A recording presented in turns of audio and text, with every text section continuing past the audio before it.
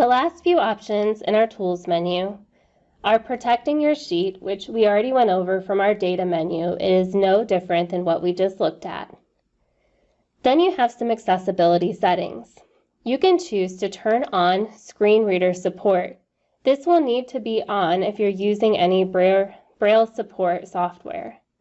So just know that you can turn these on. Same thing with the screen magnifier support. These work with additional software, but it doesn't hurt to have them turned on. Finally, in your Tools menu, you have the Activity Dashboard. The Activity Dashboard is also called Insights. Here you can see the people that you have shared the spreadsheet with, and then if you click All Viewers, you can see who has viewed this spreadsheet. You can look at a trend view. You can look at the comments that have been made on the spreadsheet and when they have been made.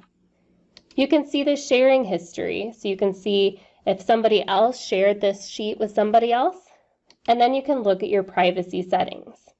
Know that you can turn this off. So if a user has turned off their view history for their doc sheets and slides, you won't see if they have viewed it or commented or anything that they've done.